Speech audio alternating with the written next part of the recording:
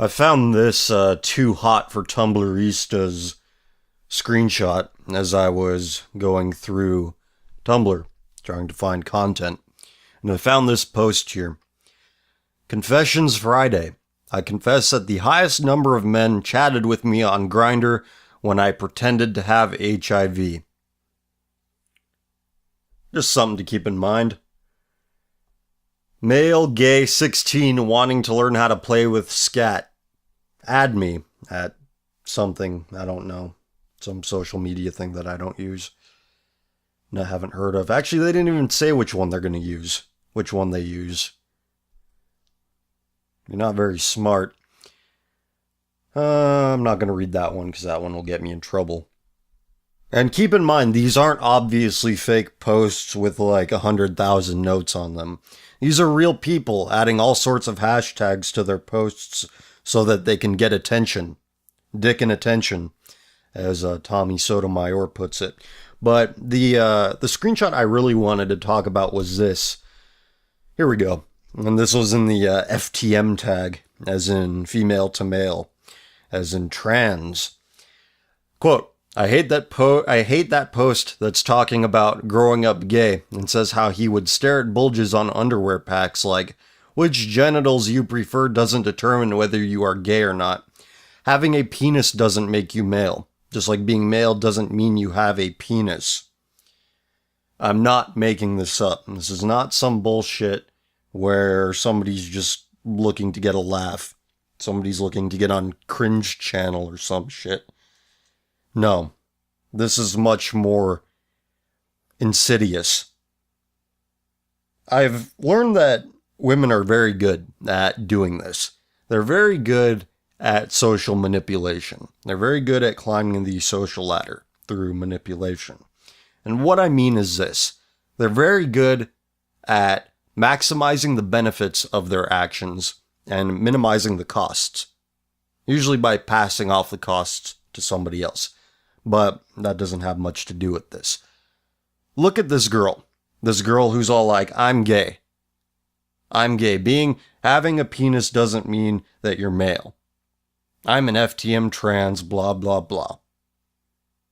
Basically, what she's saying is that I want the attention and the glory that gay people get in, wherever. The media, academia, the workplace, television advertisements, television shows, movies.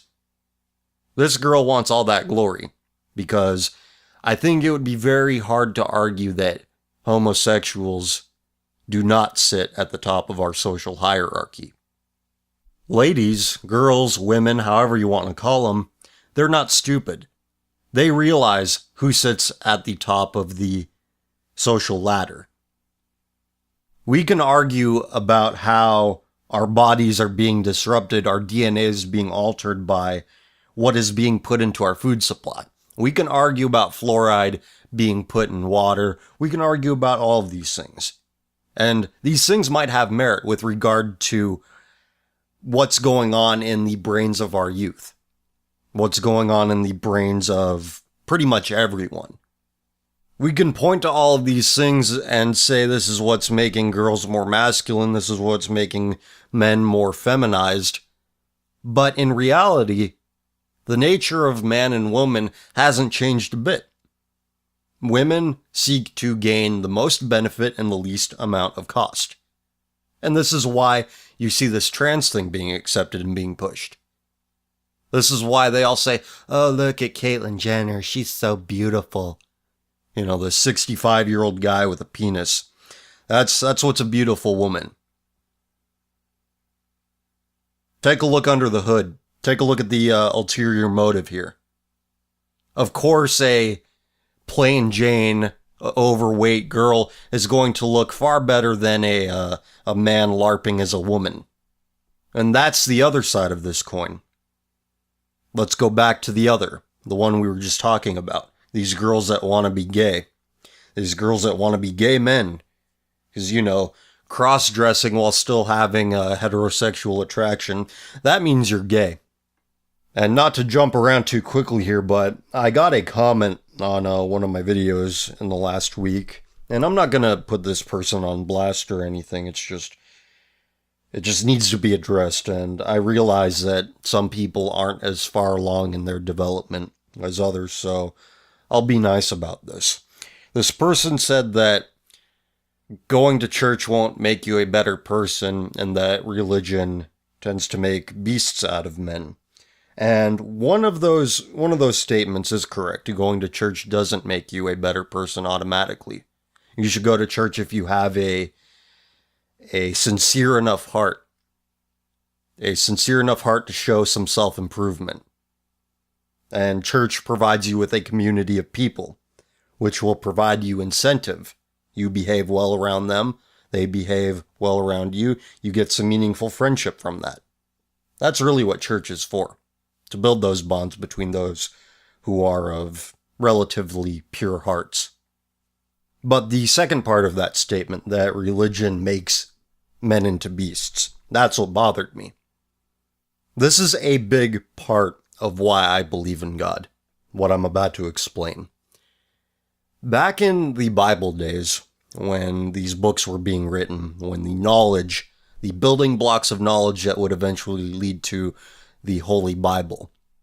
Hell, in the Bible days before this was being written, before the Old and New Testament were finalized, people who would eventually put God's word to paper, their interpretation of God's word to paper, they had to observe very closely the people around them, the people they knew. And it's not like now where they had the advantage of going on the internet and seeing how people behave, seeing what people think, seeing what people do. They didn't have that advantage. They knew maybe like 100 people at most. Yet they were able to so precisely diagnose the human condition. The human condition, in other words, the beast within man. So let me ask you, what is religion if it denies the fact that there is a beast and denies the fact that that beast desperately needs to be tamed? A religion that fails to do this is a failure of a religion. Somebody who still behaves like a beast with religion is missing the point in the worst kind of way.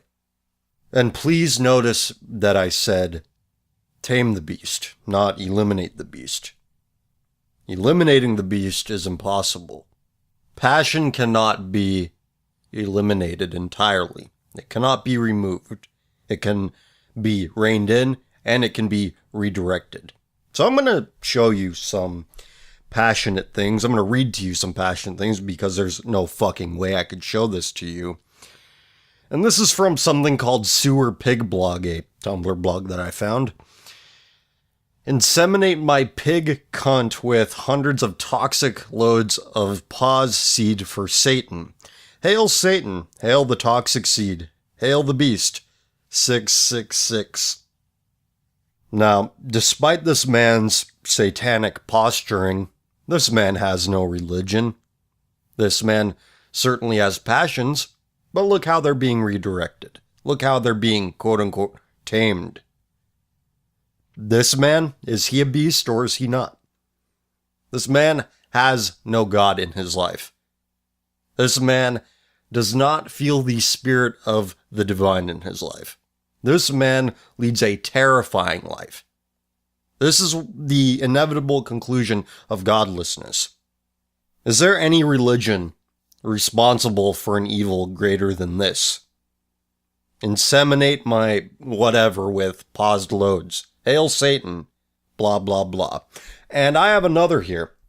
It says, this guy's giving out his location and email address, and he has like a bunch of tattoos with like upside down crosses and pentagrams, and he has Satan Paws Faggot tattooed on himself.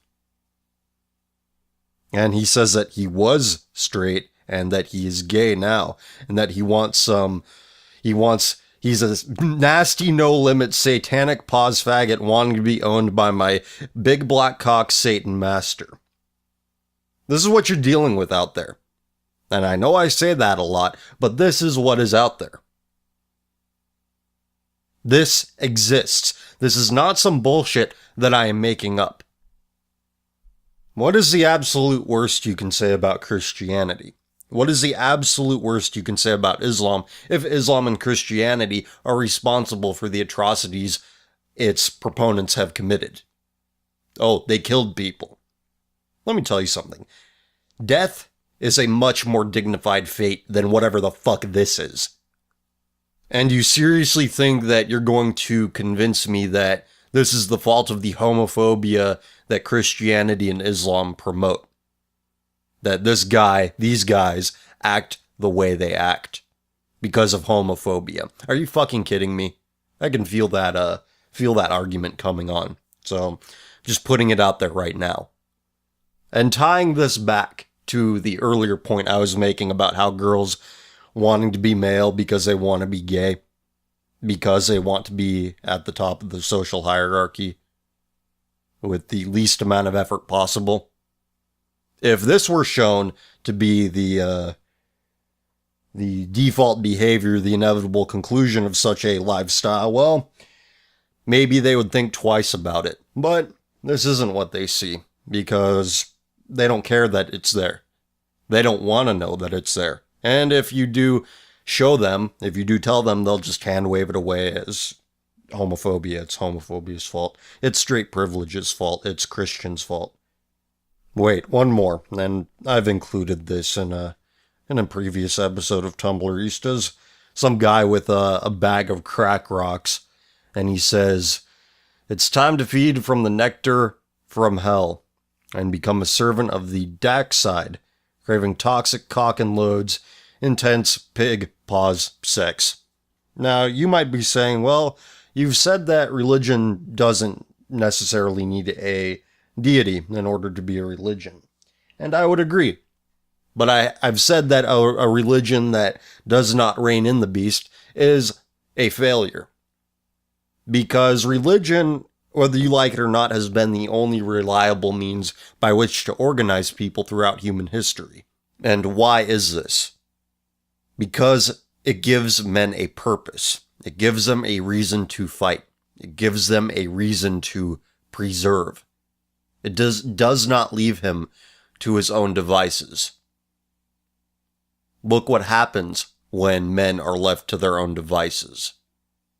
You have never in history seen a religion based around slamming meth and getting paused, because it provides no means of preservation.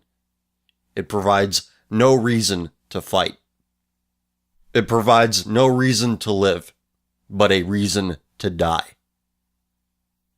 And look how people react to religion and death sex. Compare and contrast the reactions you get. People are far more bothered when you mention religion in any other context. In any context beyond, haha, God not real, you dumb Xgens. If you speak of religion in any terms other than disparaging, people get insanely uncomfortable. Yet you can wear "I love boy pussy" shirts in public and nothing will happen to you. I've proven this on an episode of Tumbleristas. You can talk about how Steven Universe made you realize that this is who I really am, Mom and Dad, and nobody bats an eye. And why is this?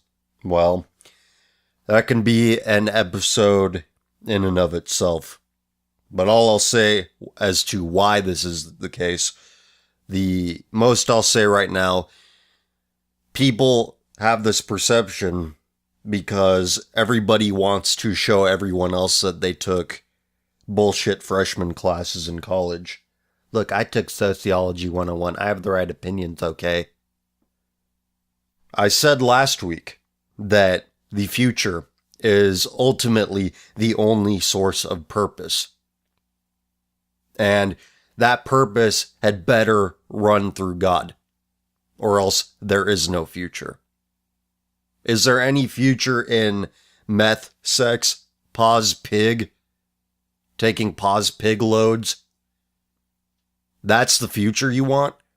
There is no future in that. And people treat that like a religion, but you know what? It cannot be, because you cannot organize a civilization around it.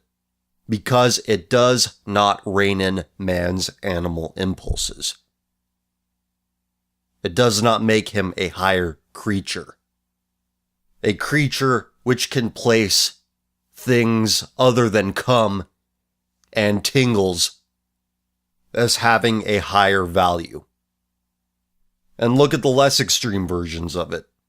I'm only using the extreme examples to make a point. But think about the step below it. Is there any future in that? Is there any future in wearing I love boy pussy shirts in public? What future is there in wearing your fursuit to a pride parade? So I have other things on my list that I would like to talk about, that I'm going to talk about in coming weeks, but these will be saved for later because we have a lot of questions to get to. America is not a nation. America is something else. And this is a conclusion that I came to also very recently. And also, our culture is infected by hicks with a couple of IQ points above the average. Hicks who went to college, like I mentioned earlier. Hicks who are all like, I done went to college. Did y'all know that gender's a social construct? Fucking idiots like that. So I will elaborate on those things at some point in the future, but for now we'll do questions. This comes from Reddit. Hi, you often mention church as a part of a solution to keep one's mind sane. Hence, I'm trying to find faith. 2 questions come to my mind. As a mixed person with Arabic background, it's a bit difficult to enter a church without being frowned upon, which I understand. Blacks can enter, whites can obviously enter. Arabs, not so much. 8chan suggested I would rather go in a mosque, but I'm not that into it, especially in France where 90% of the mosques speak in Arabic, which I don't speak, so what do? Secondly, I've been watching a bit of Pastor Anderson's videos. They're accurate on many points. What do you think about him, and what preachers would you suggest if you know any? Apart from Brother Nathaniel, Sheikh Imran Hossein, and Anderson, I don't know much. Atla Worldwide, you can find them on YouTube. Pastor Manning, I think is a cool guy, even if he does get a bit crazy at times. He's a black guy. And yeah, Atla Worldwide, it's ATLAH Worldwide, and that's on YouTube. Pastor Manning is famous for calling Barack Obama a long-legged Mac Daddy, back in 2008, and that's how I came to discover him. And the first question, actually somebody answered your question already with what I was going to answer, which is to seek out a Coptic Christian church. I actually went to a Coptic Orthodox church once with a friend of mine who is of that church. And from what I understand, it's mostly Egyptians. So that is definitely an option for somebody of your genetic stock. But if that's not an option, I would recommend that you read up on it on your own and talk to people. Talk to some of your white friends maybe about it and get in that way. Make a friend with somebody in the outside world who happens to go to church, and maybe they'll invite you along if you happen to have a good conversation about it. So those are the only 2 options that I can think of in the case that there aren't any Coptic churches where you live. Next up, hey CF, hi CF, I would really like to thank you for the work you do. I always look forward to your shows, and despite what some may say, I do not find them as depressing as some. I find the alternative propaganda they provide very insightful and interesting, and living in the UK, your perspectives are a complete breath of fresh air. Well, thank you, and stay safe. Be sure that you don't get arrested for listening to my show, because I would not be surprised if that were to happen, given that this is a country that arrests people for posting on Twitter. Next, hi CF, just a quick question. What do you think about Colin Flaherty? I don't know if I'm pronouncing that right. I'm sorry if I don't. I'm not completely sharp on names right now, but I've heard the name, but I am not familiar with the work that this person might do. So I do apologize. Next. First, I'd just like to clarify, do you browse 4pull and 8pull, or just 8pull? I only browse 8chan's pull, and only occasionally. Next, what is your response to people who pardon things like transsexuality, bug chasing, and other forms of sexual deviancy on the grounds that it's not hurting anyone? Well, I think that it is hurting people if you are going to apply this harm-based morality to virtually everything. Because like I gave an example of in Tumblrista's episode 30, that Oregon couple who had the bakery who got in trouble for saying, no, we aren't going to cater your sham of a wedding to these lesbian couples. And some judge, some criminal, said that this couple has to pay 6 figures to this lesbian couple for emotional damages or some shit. So it is beginning to hurt people. It is hurting people. If we're going to say that harm can be applied to finances.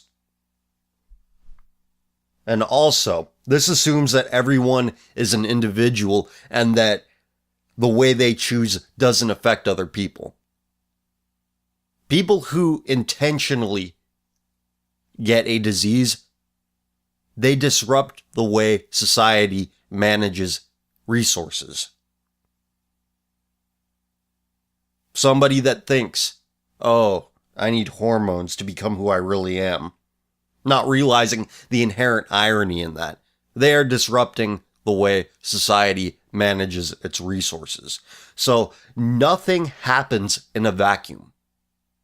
The way people behave affects everyone. Myopic pieces of shit you're dealing with. This is why I don't argue with people anymore on the internet or anywhere really.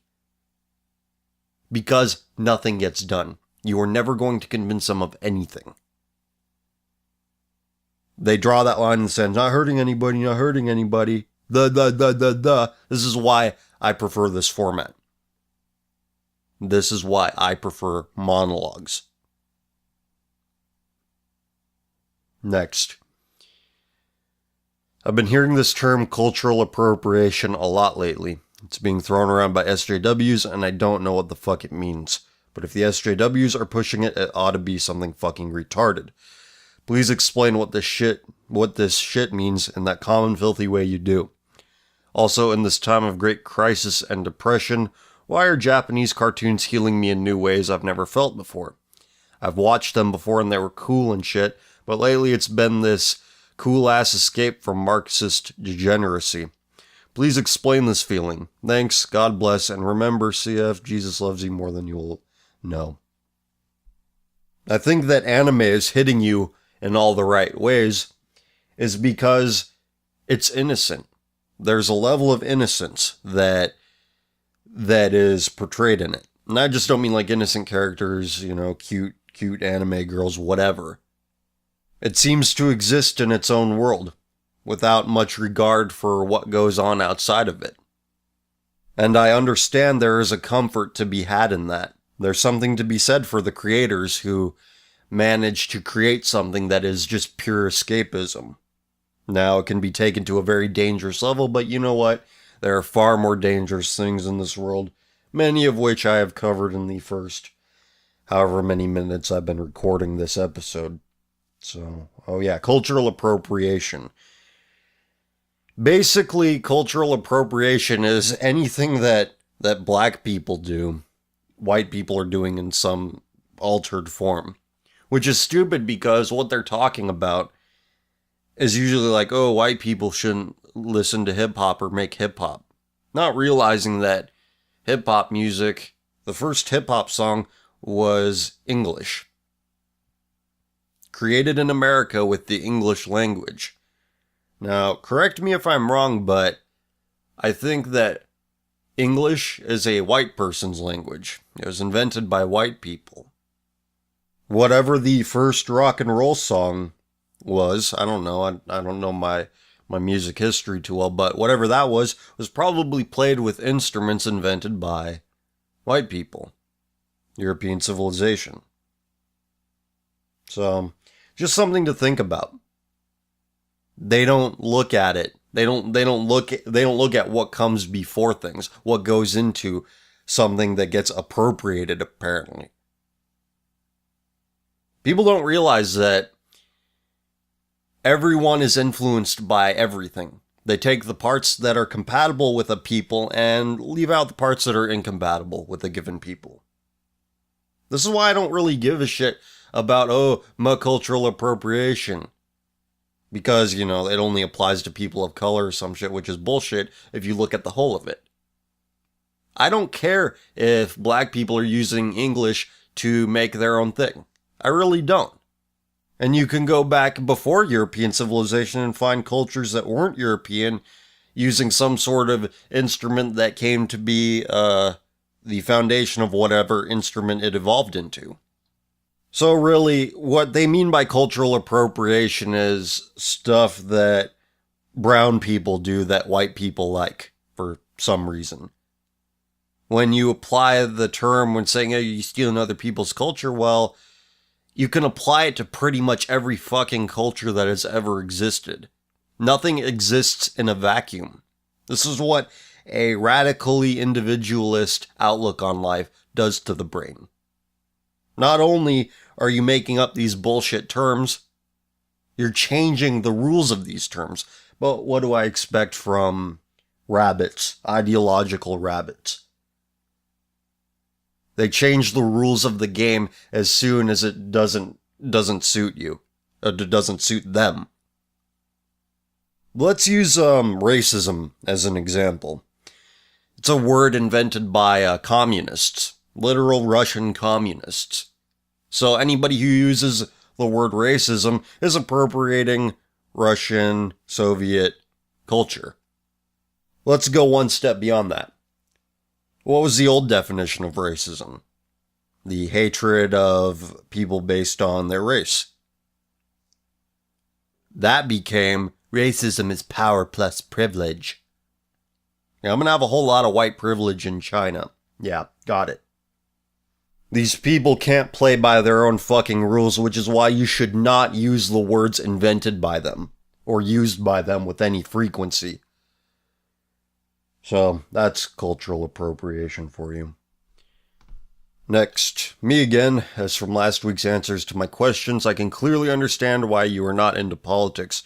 Majority of voters in this country are full unintelligent morons who are just riding on the hype and only hear what they want to hear. But I thank Trump for pissing off those who are stuck in La La Land.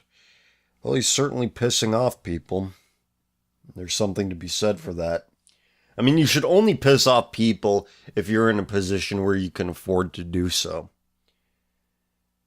I'm certainly not in a position where I can afford to do so. So that's why I don't go after people. That's why I don't argue with them or publicly shame them in whatever way, because really, what's to be gained from it? I'm punching down at this point. Also, I don't have billions of dollars. Anyway. 1. As couples who plan to or have children, is there any good advice you can give other than limited media and internet privileges for their children to not become those leftist Tumblr brats? I'm not a parent, so I can't say for sure. Certainly in theory, all that stuff is a good idea, that you should monitor what your kids are consuming, what your kids are spending their free time with. I think that applies even in times that aren't aren't as disturbing as ours. 2. How long do you think people with these mental illnesses will realize that what they are doing is a mistake and regret that they ruined the body God gave them? Let me make sure I got the URL for this right. I think it's called Sex Change Regret. There's a lot of them, and this is sexchangeregret.com is a site I recommend to everyone. Very insightful, and it's you get the other side of the story that's ignored by the sorority girls that are that have found themselves to be the powers that be. So it happens. It's just you don't hear about it that much. How come a lot of media prints out the news articles saying stuff like, oh, so-and-so politicians in scandal, bad things are going to happen to them, or this good thing is going to happen to this country, and this celebrity is on he/she's last days to live, yet nothing seems to have changed? Well, I guess that's those are the news bits that sell. That's all I could say about it. What computer equipment do you use to record your shows? I am using, as for software, I'm using Pro Tools. I use Pro Tools and Audacity. Audacity is quicker to do editing in. I do normalizing and noise removal in Audacity. And it's a lot quicker and a lot less convoluted than in Pro Tools. But principal recording is done in Pro Tools, and I'm recording into a microphone that is going into an MBox 2, I believe. It's an older model, but it gets the job done, and I'm running into a MacBook. I know, I'm admitting that I'm a Mac fag, but I tried using the same setup on my old Toshiba, and it fucking made the computer melt down. Probably because it didn't have enough RAM, but yeah, I'm probably going to go with Windows next time, just so I can get better editing software in terms of videos, because that is the next step. But that's for another time. What is the worst group of degenerates you have stumbled upon Tumblr so far? I talked about them earlier this episode. The bug chasers, the meth heads, the bug chaser meth head homosexuals. And there are a lot of them, but we all ignore that because they aren't clean cut. They aren't very photogenic. They aren't very telegenic. And that's all that seems to matter to people with regard to perception. Do you know anything about the Trans-Pacific Partnership? And if you don't, I suggest you give it a serious read, because it will fuck up a lot of jobs. Well, I think that has been the MO for many years, to gut the middle class, to remove any chance at having a decent life. But really, the middle class brought this upon itself. The middle class is only good at making money, working at jobs. They are not good at defending what is theirs. That's why you need agitators. That is why you need belligerents. But America was a mostly middle-class society for a very long time, and that's what you get. You get your culture ruined by outside forces, and there's nobody to fight back against it. That's all the questions that I have for this week, and thank you for taking the time to answer them all. One of the things I thank God for is my parents raising me right. If it wasn't for them having a backbone and discipline, I would have ended up being these abominations. Well, amen to that.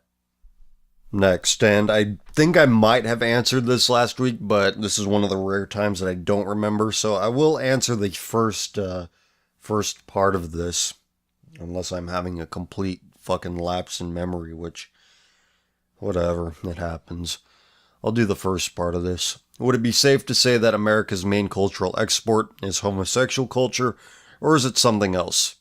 I think our main cultural export is Hollywood movies. You see, you look at the box office grosses for American-made movies, and a very significant percentage of any given movie's total gross is not domestic but foreign.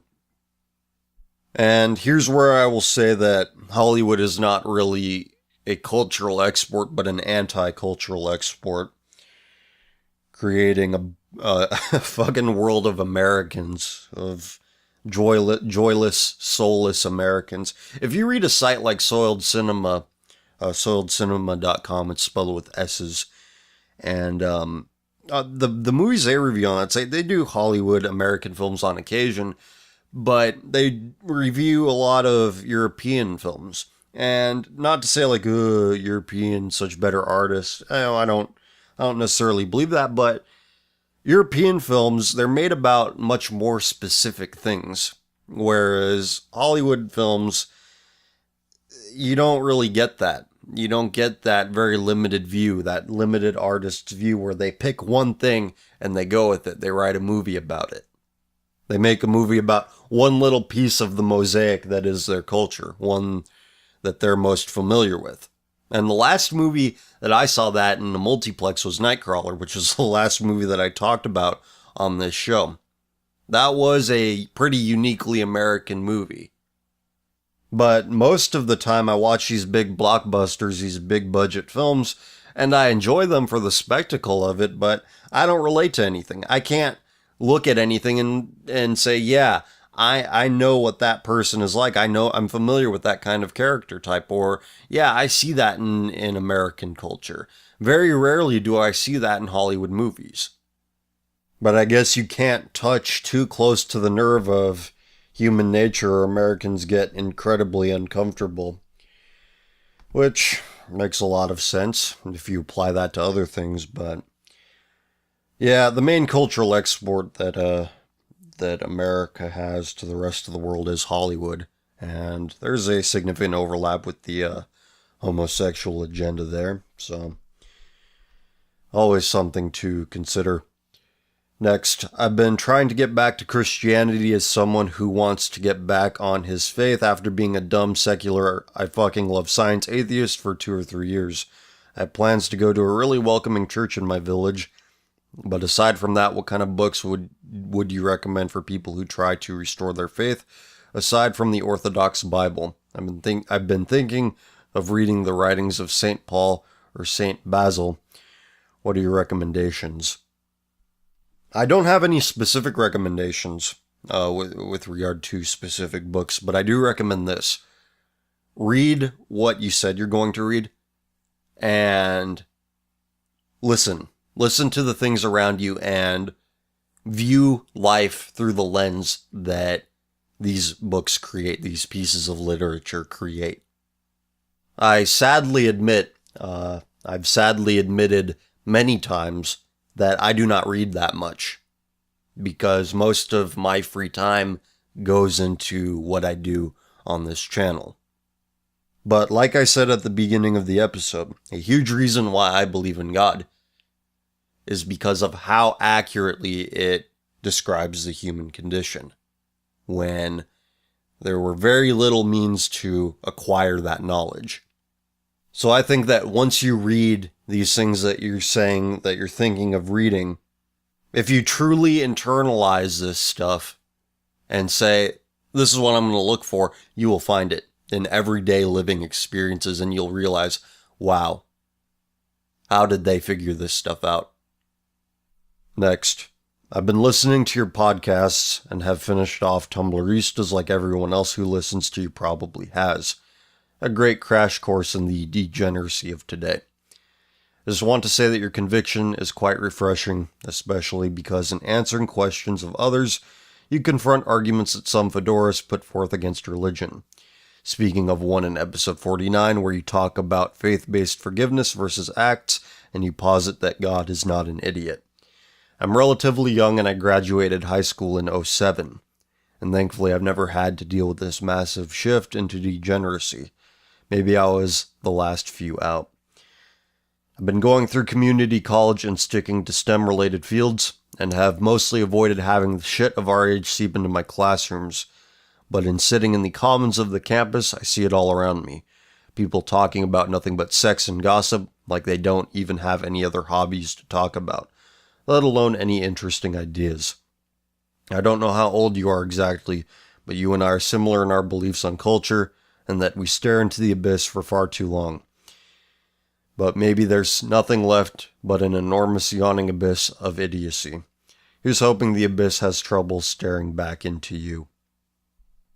Well, when I first started Tumblristas back in October 2013, the abyss got to me because I was alone. I was doing this by myself, and I will say that doing this show and interacting with listeners and viewers, it's done a lot for me. It has done a lot to heal the damage that going at it alone did to me. And by the way, I'm talking about Tumblristas, the Facebook page, which I started, and it predates what I do here on YouTube. The YouTube series is based off of that page, and the page is still around. I just don't post there anymore because everything I want to post violates some sort of community standard. So even stuff that doesn't, anything that reflects poorly on anybody, you can't post. Which is why I like Twitter, but social media is filth. I should not talk about it. But I do thank you for your kind words, and I definitely sympathize with anyone in your situation, because it wasn't that long ago I was in college, and it's just the emptiest fucking experience of my life.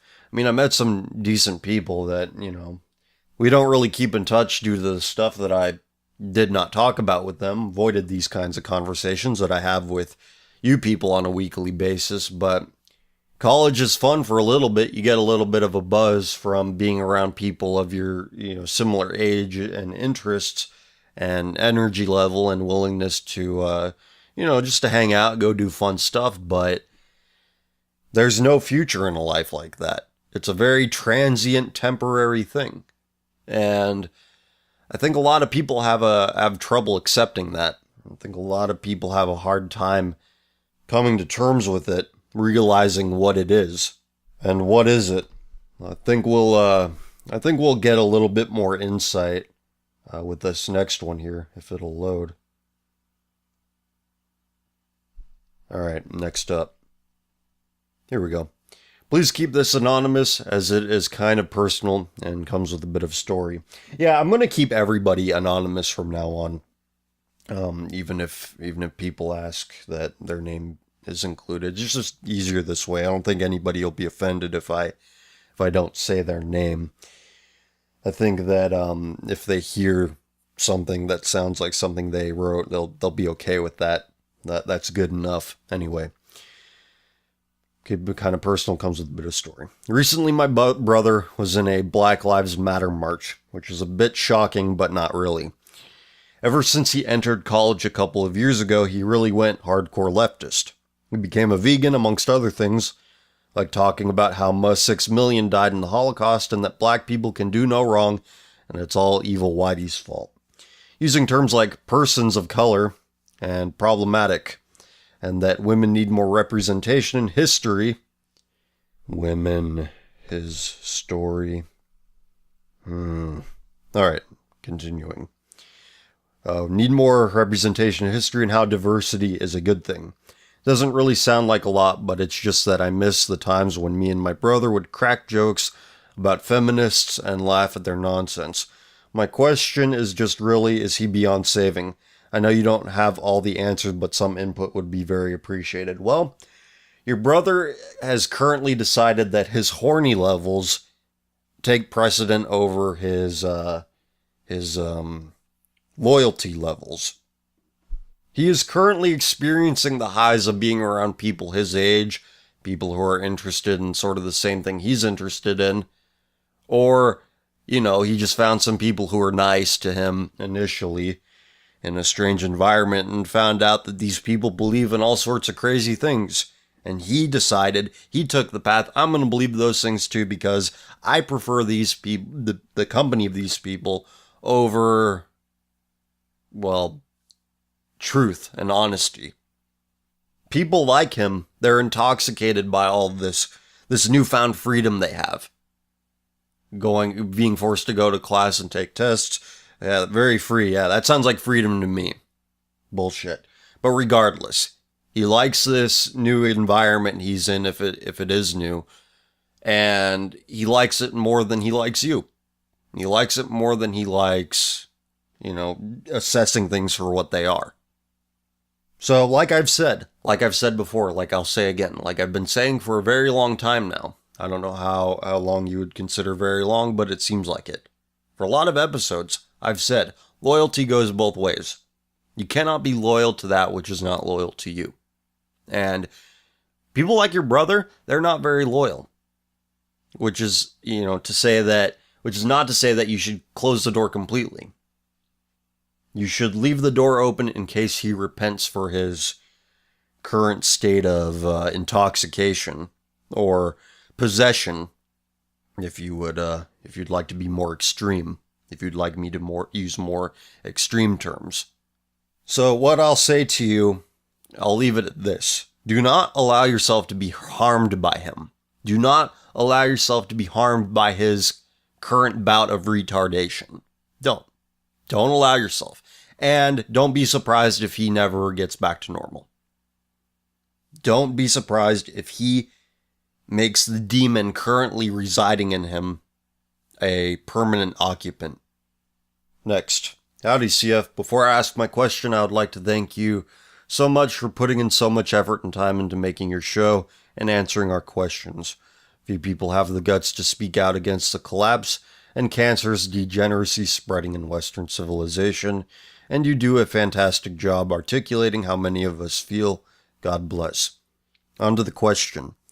I have applied and have been admitted into a student-run newspaper.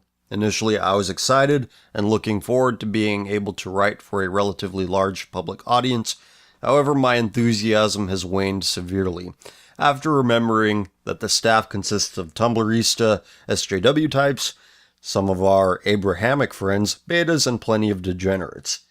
I have a solid chance to write about politics, but I'm concerned that my traditionalist and alt-right views could land me in hot water with the school's staff. I'm not afraid of hiding my views, and I have a reputation of being outspoken around campus. However, this situation has me slightly concerned.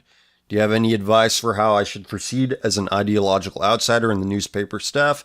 General advice / insight on my situation. Thank you so very much. Well, assess the situation. Ask yourself, how much trouble could I get in? What is the most amount of trouble I can get in for doing whatever I'm about to do? And this is a question that only you know the answer to, but it is a question you have to ask yourself. Ask yourself, how much trouble is this going to get me into? What's the worst that could happen? What is the absolute worst that can happen to me? And can I live with the consequences of that? If the worst thing that can happen to you is, I get kicked off the school newspaper, well, if it's just left to that, then fine, so be it. If you can live with that consequence. I could certainly live with that consequence if I were in your situation. But what if the consequences are something worse? What if the school district decides to put you in front of a tribunal for crimes against humanity, for mind rape or some shit like that? So you have to know what questions to ask yourself, and I think a good question to ask yourself is the one I just gave to you. And again, it's only you that can know the situation, the context, and what to do in this situation and context. This is why intuition is very important. Okay, next up. Last week you answered a question from a person concerned with shielding their younger brother from degeneracy. I'm in a similar situation. However, my younger brother is not a child, as he is 16 years old. Unfortunately, he is slipping further and further into degeneracy. He is frequently getting into fights, bad-mouthing my parents, and vices like weed. Despite all of this, I know he is still a good person deep down inside, and I want to help him. The problem is I don't know how to. I have to do something soon because I see him coming home almost every day, stoned and hanging around bad people. I know he is acting this way because he is heavily influenced very easily by other people that give him attention. Unfortunately, it's fucking scumbags that are giving him attention and he is getting into trouble. I'm just at a total loss of what to do. I tried talking to him before about what he's getting into. I used to be into the same things he's in now, and it's killing me that he's going down the same path I did. Thankfully, I had a realization when I was his age about what I was doing and how fucking stupid it is. One day when I was talking to him, he told me I shouldn't be lecturing him about vices because I am a near pack-a-day smoker and I drink. I had no idea what to say after that. I knew he was right to a certain extent, so I thought after listening to what you said about that gentleman's younger brother, that I have to lead a positive example for him somehow. What can I do to lead a positive example? I apologize for the length of this email. I know the show is getting bigger and you have more questions to get to, but I couldn't express this in 1 or 2 paragraphs. Keep doing what you're doing, brother. You're truly an inspiring man. This wasn't that long at all. It's just a matter of making things easy to read, and I just said the 1 or 2 paragraph thing because a lot can be asked in that. Well, you say that you smoke a pack a day, nearly a pack a day, and you drink. I would recommend cutting out the alcohol if he says, oh, you drink. And you should point to anything that you have going on for yourself. That you are achieving something, you are doing something productive despite your vices. Because tobacco, not tobacco, but cigarettes, I realize that they put a fuck ton of chemicals in cigarettes that they probably shouldn't. They're probably forced to by the government. But yeah, regardless, cigarettes, it's more of a long-term concern than a short-term concern. I don't know of anybody who's unable to do their job because they smoked too many cigarettes. Smoking too much weed, however, is a completely different story. So your brother's acting like a fuckhead. He's letting this shit get in the way. He's letting this shit impair his life. So, is the stuff that you do are you letting that impair your life? If you, despite your cigarette habit, are achieving something, are working towards some sort of goal, if you are being productive in some capacity and he is not, see, I want to say that you should tell him to fuck off, but that would probably send him into a deeper spiral than he's already in. But just realize, he has no fucking idea what he's talking about if you have something else going on. When I say leading by example, I don't mean, doing something and pointing out to somebody you're trying to provide an example to, look how great I am. I'm not saying that. What I'm saying, leading by example, when I say lead by example, do something. Do something in spite of all this bullshit that's on your mind. Because if you achieve enough, if you accomplish something, he'll take notice. And if he doesn't, well, whatever. You have that something. You have that something to enjoy on its own merits. So go out and do something of consequence and hope your dipshit brother takes notice. Alright, next. Hello, love your show. Been listening to you ever since you appeared on therightstuff.biz. At first was too triggered by some of the material you covered to listen to your show weekly, but now I'm a regular listener. I wanted to know if you were familiar with Julius Evola and or the Perennialist school. If so, what are your thoughts?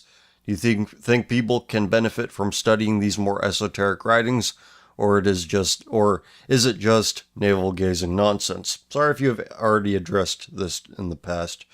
Thank you for everything that you do. It's comforting to know I'm not the only one repulsed by the quote-unquote beautiful and inspiring expressions of love that have become so commonplace in our former society.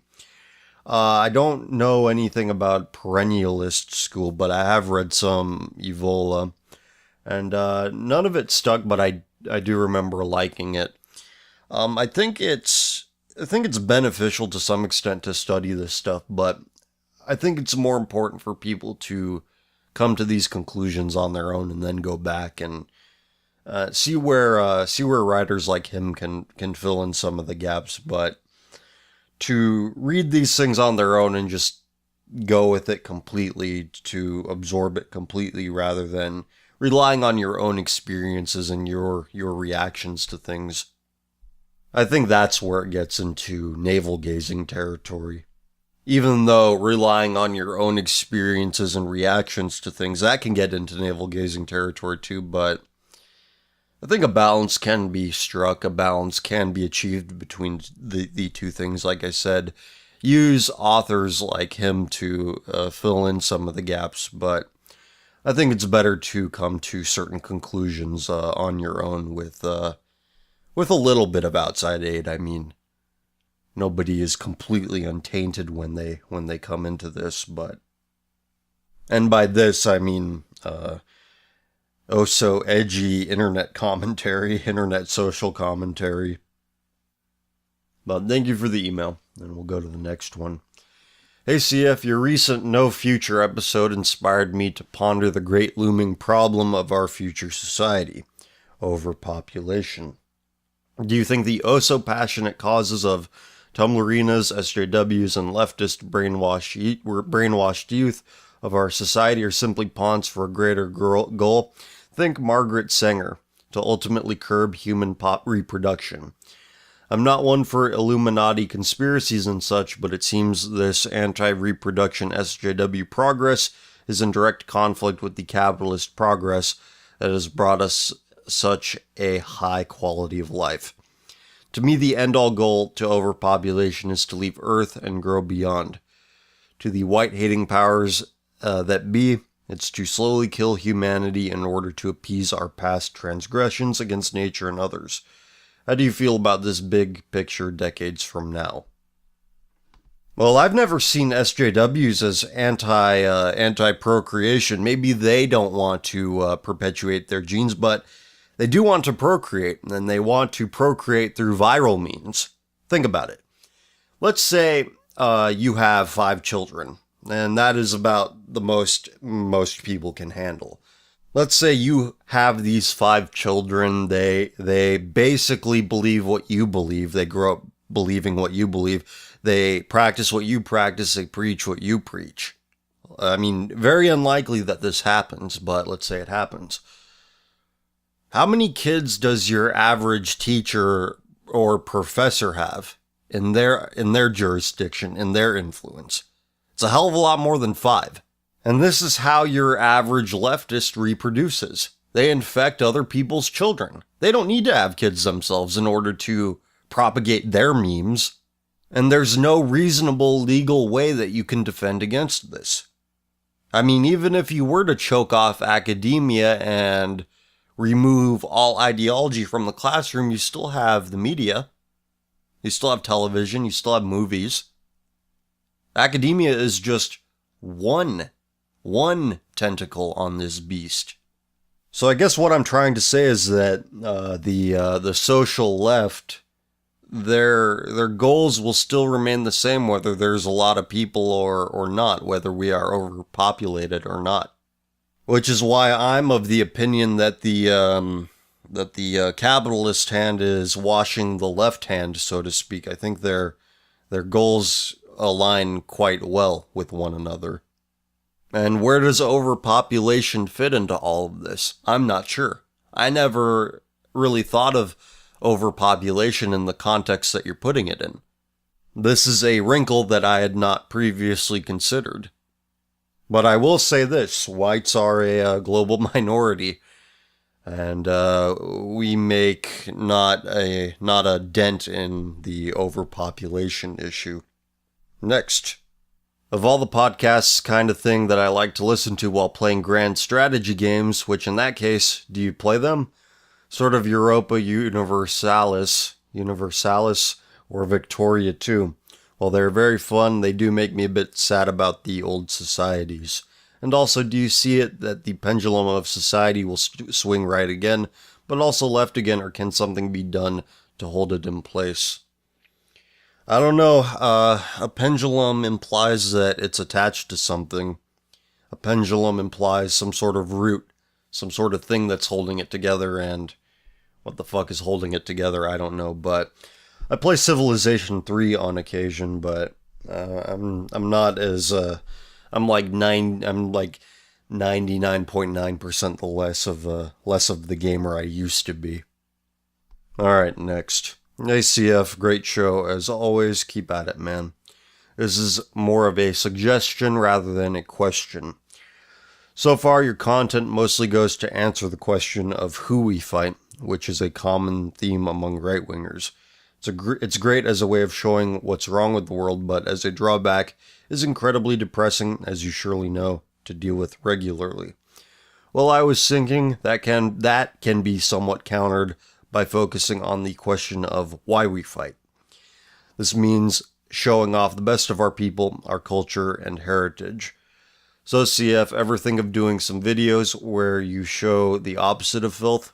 Your favorite art, music, literature, etc.? Seems like that would be good for the cause and our sanity. God bless and all the best to you.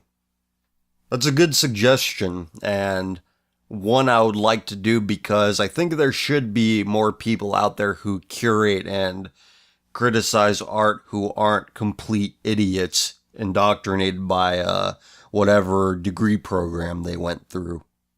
But I never felt a proclivity to comment on the works of others or organize it in any way or feature it in any way beyond just, hey, here's this thing somebody sent in. This is nice. I like it. And I really have nothing else to say about it. And I'm not articulating that in the best way I possibly could, but I can't think of any other words to assemble that can convey how I feel about my qualifications to do something like that. I always like to create. That's all I know how to do. I'm not that great at commenting on the creations of others. But I definitely hear your suggestion. I'm always thinking of new things I could possibly do on this channel, new things I can put forth, new things that aren't just, oh look, Tumblr posts, and oh look, people are being stupid. And I don't want to go away from that completely. I think I do it well, but it's just a matter of what else can I do that would make sense in this context. What can push my Overton window, so to speak, just a little bit over, not something that's just completely out of left field and doesn't make any sense. Alright, well, let's do Ask FM and we'll close things out. I have something I'm going to close out with. Where did I leave off? Okay. You said you are not a nationalist, you hate neocons, and it's pretty accurate to assume you are not a libertarian. What political ideology do you align with then? Well, I don't know if I don't remember ever saying that I'm not a nationalist. I just think that American nationalism is either pointless or stupid. I'm not quite sure where I stand on that, but American nationalism, America needs to become something else in order for me to be an American nationalist. But like I've said before, I don't have a problem with white people having a place of their own, black people having a place of their own, any other people having a place of their own. So this would technically make me a nationalist. It's just, I used to be very interested in politics, but I'm not anymore because I cannot change it.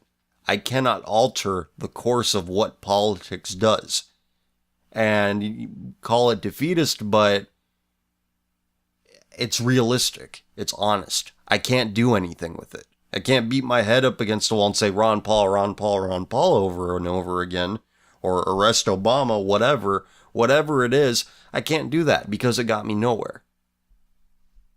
But it's always been white liberals, white LGBT liberals that have tried to get my stuff shut down rather than conservatives. So I definitely have my sympathies and my, whatever the opposite of sympathy is. Can't think of it right now. What did you think of the GOP debate? I didn't watch it. I took a look at the reactions to it, and I think that Fox News is fucking pathetic.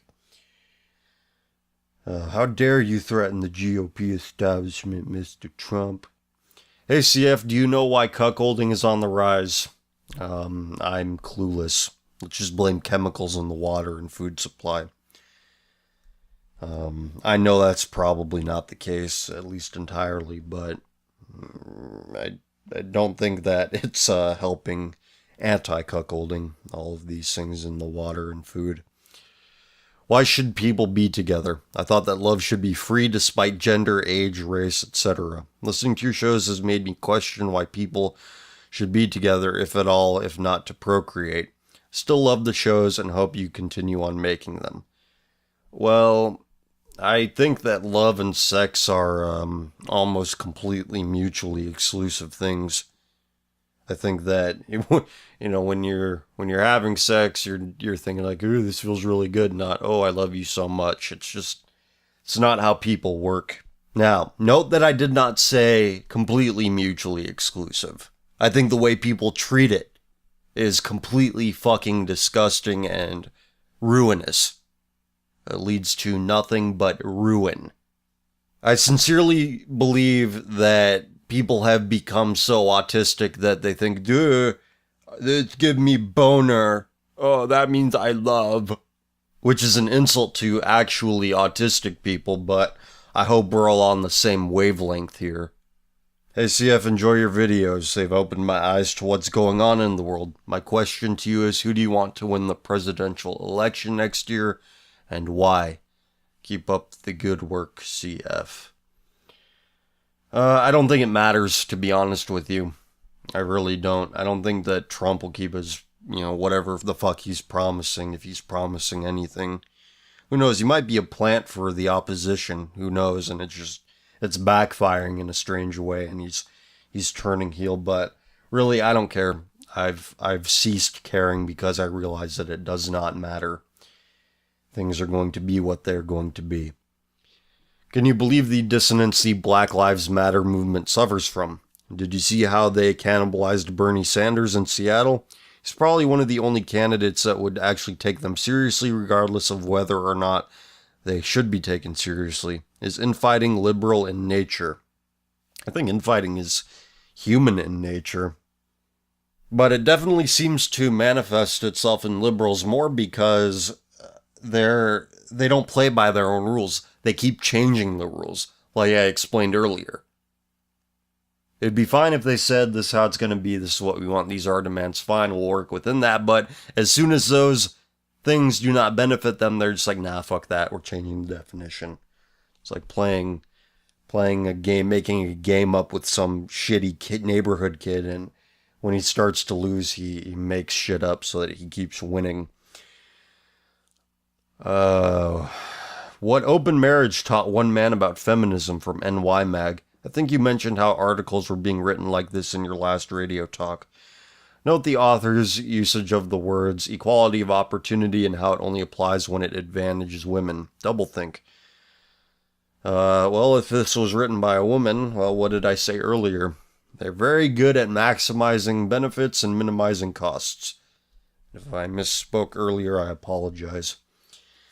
I see if I'm going to drop this, you'll like it. And I saw it already. It was the lesbian mother thing. How kids raised by lesbian mothers, they show many negative outcomes as opposed to their cishet parent counterparts. One, have you listened to Trouble's Psalm 9 album? If not, you would love it. Noted, I have not listened to it. And what boards on 8chan do you lurk / post? And I don't post, and I just lurk, pull on occasion. Hi CF, I live in Cali, and as a result, I'm completely surrounded by SJW types as well as people who worship and praise degeneracy. As of now, I don't have the ability to leave due to uni. I feel disgusted by the people around me, but isolating myself from them would leave me completely alone. What do? You got choices to make. And one of those choices could be find people who aren't of this mindset. As hard as they might be to find, I think they can be found, but it seems like you value not being alone more so. I mean, I don't understand it, but I don't understand keeping subpar company. I would rather learn to enjoy my own company, which is something I have learned to do.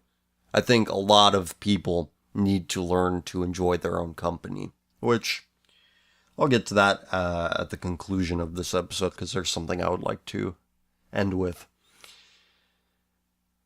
Hey CF, I have two scenarios or questions. How safe do you feel that if Western civilization falls out or dies in most, that it will be sort of inherited to Asian nations, similarly to how Greek thought and philosophy was studied by Romans? And would you bring back immigration quotas or stop it entirely? Well, I would definitely stop it entirely and incentivize smart people from the native population to procreate. And I don't think Western civilization will be inherited to the Orient. Like you said, Greeks and Romans, pretty genetically similar people. So I think that thought process and proclivity towards certain ideas, culture really, I think is a reflection of genetics and impulses informed by genetics. So I think that Asian nations will definitely enjoy some spoils of war. But no, I don't. I think that Western civilization is. I'm not optimistic about its future or it being in anybody's custody. Any opinions on Snapchat? I've never used it, and I don't know how it works. I have no more opinions. So this was left. This thread was left on our subreddit here, and I think this is really good. We're gonna close off with this. I've had one too many drinks and one too many thoughts, and this has been spurred by our Western culture. And this is from Stop Abuse of Me, a Reddit user. I've simply had enough. I've had enough of the slant of the conversation with my coworkers. I've had enough of the slant of the conversations with my siblings. This is the day, and this is the medium to espouse my thoughts. My speech hasn't been stymied by the media. It hasn't been stymied by the government. It has been stymied by social pressure. The mental constitution of my friends and family has been weakened. The filth of neo-morality and of the virtuous concept, quote, unquote, virtuous concepts of cognitive dissonance and newspeak have seeped into the consciousness and subconsciousness of my friends who have self-identified as part of the collective intelligentsia. What has come of this? Immoral, filthy, degenerate behavior. This has sickened me, not to discredit my will, but this is what causes me to drink and to ignore. These phenomena are causing me to slump into depression and anxiety. They are the causes of my tenuous relationships with my companions, of which I have formed the strongest bonds. I posit that this is true of everyone that is reading. I realize that this is the common story of people who frequent your content, but this information has to be shared. Many people are scared into solitude. Least of all, me. But solitude may breed contemplation. Solitude may breed moral behavior. If more people lived in solitude, maybe more would get done. But, as it stands, no strong voices are being heard from the silent minority. Majority? In parentheses. Solitude may breed things that are uncomfortable for the status quo. Solitude may catalyze individuals to find their inner goodness. This is not an exercise in self-flagellation. To me, this is a credo of self-control, a concept so foreign to today's populace that it has lost any meaning. Whether pertaining to recreational substances or to relationships or to other vital decisions, millennials have lost their way. Like you've previously stated, the youth have predicated their choices on tingles. Recently, I had the displeasure of finding myself in the company of a Hillary Clinton supporter and another feminist. As an aside, I believe that I concealed my anger quite slyly. When I was confronted with my thoughts and my position on the political spectrum, I retorted with the inconsequential answer of, "No, I'm not a Republican." This allowed her to continue to spew her toxic opinions to the company that was present and leaving me with no recourse. Please, brothers, learn from my example. Do not be afraid to give voice to your dissent. Do not let the manipulation take hold. Do not take a backseat to filth and depravity. Do not make a fool of yourself and of the people you represent. Your opinions are of value more now than have ever been. I may be intolerant, but what is that when one is confronted with the charge of lack of integrity? 1 Peter 4:7. The end of all things is at hand. Therefore be self-controlled and sober-minded for the sake of your prayers.